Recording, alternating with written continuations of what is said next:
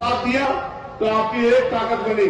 अब उत्तर प्रदेश में लक्ष्य बना लो और कुछ पार्टियां तो आपको हराने के लिए लड़ेंगे, याद रखना मेरी बात। वो भाजपा से नहीं लड़ेगी जिसका से चुनाव होगा, यहां सीधा सीधा चुनाव भाजपा से होगा, ये बात को मेरी याद रखना और हौसले बुलंद रखना, क्योंकि वो शाम दाम दंड भेद और मशीनरी पुलिस सबका प्रयोग करेंगे। डर तो नहीं जाओगे?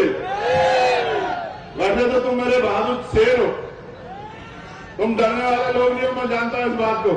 और ये तो तुमने खतौली में भी करके दिखाया था, क्या मैं नहीं जानता इस बात को कि बड़े बड़े लोगों को भूत उठाने का काम किया था। लेकिन मैं आपसे कह रहा हूं, अगर ताकत नहीं बनाओगे तो सड़कों पे नारे लगाते रह जाओगे, और ताकत बनाओगे तो फिर आपके क्षेत्रों में काम करा पाओगे। पॉलिसी बनाने में भी कानून असेंबली में बनेंगे, लखनऊ में, मीरापुर में नहीं बनेंगे। मीरापुर के लोग को वोट की ताकत देके भेज सकते हैं।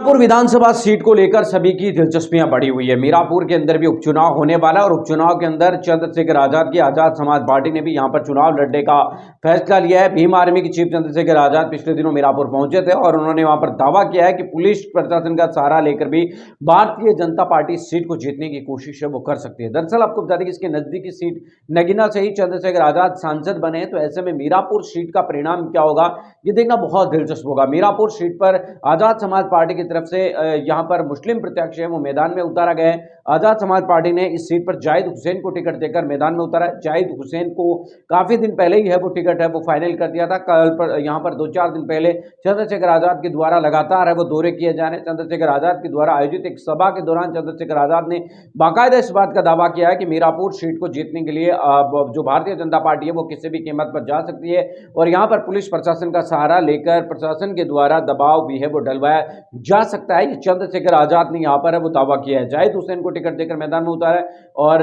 बहुजन समाज पार्टी भी मुस्लिम कैंडिडेट है उतारने की तैयारी में। तो ऐसे में कुल मिलाकर जो मीरापुर सीट है वो काफी ज्यादा दिलचस्प होने वाली है और खास तौर से समाजवादी पार्टी यहां पर किस तरीके का परिणाम लेकर आती है देखना बहुत